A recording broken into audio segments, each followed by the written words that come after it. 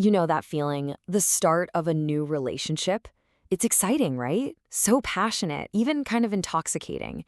But while you're riding that amazing wave, it's also a really crucial time to keep your eyes open.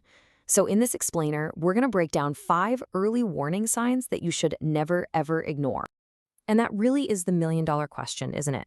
When you're in that whirlwind of a new romance, it can be so hard to tell the difference between genuine, heartfelt affection and behaviors that might be signaling trouble down the road. So how do you really know what you're looking at? Well, that initial rush of emotion is incredibly powerful. It can make everything seem absolutely perfect, which creates what experts call a honeymoon blind spot. It's this tendency we all have to overlook things that, honestly, would normally make us go, wait a minute. Okay, so here's our roadmap. We're going to start with that honeymoon blind spot, then dive into 3 major red flags, those super intense beginnings, controlling behaviors, and really extreme emotional reactions.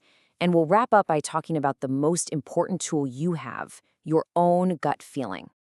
And I want to be super clear about this. Staying attuned to someone's patterns right from the jump, that's not being cynical. It's just smart. It's about seeing things for what they really are before you get too deep emotionally. Think of it this way. Spotting these patterns early on is a form of self-protection. It gives you the clarity you need to walk away from a situation that could turn unhealthy, long before you make a serious commitment that's tough to get out of. All right, let's dive into our first big red flag. And this is a tricky one because it often feels amazing at first. It's that too good to be true feeling, when everything is moving so fast and feels so intense, kind of like you're living in a romance movie. This behavior actually has a name. It's called love bombing. And look, it's not just about being super romantic. It's a well-known manipulation tactic. The whole point is to overwhelm you with praise and affection to get you hooked, making it way harder for you to notice controlling behaviors later on. So how do you tell the difference? Well, think of healthy affection like watering a plant.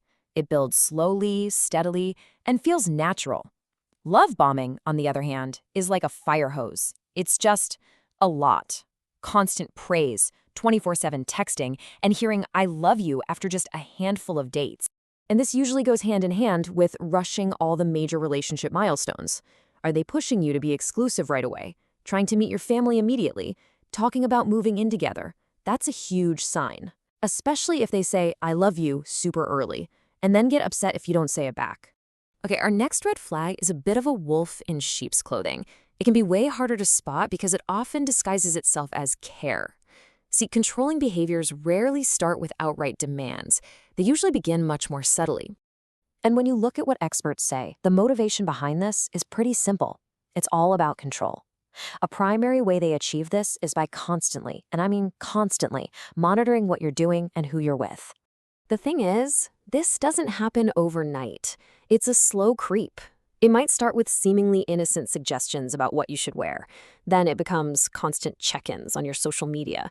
And before you know it, it feels like they need to know where you are at all times. Here's another big one to watch for: social isolation. How do they react when you make plans with your friends or family? Do they get pouty or make you feel guilty for wanting to spend time with the people who've always been in your corner? And a really classic way they do this is by trying to turn you against your own support system. They might say your friends are a bad influence or that your family doesn't really get you. It's a textbook tactic to make you more dependent on them. All right, red flag number 3. This one's all about how they handle disagreements. Look, every healthy couple disagrees. That's normal. But it's a huge warning sign when even a tiny disagreement gets blown up into a massive personal attack. A lot of this comes down to something called hypersensitivity. Basically, it's when someone is easily triggered by things that aren't personal at all. You could make a harmless joke and they take it as a deep, personal insult, and their reaction is just completely over the top. I mean, imagine this. You say you didn't love a movie they liked, and their reaction is, "So you're trying to disrespect me?" It just completely shuts down the conversation and puts you on the defensive for no reason. And this really shows the disconnect, right? On one side, you have your reality. You're just expressing an opinion or having a normal conversation. But on their side, in their interpretation, it's a full-blown personal attack. There's a huge gap there. Okay, so we've talked about some heavy stuff, but now let's shift to the most crucial part of this whole conversation: your power.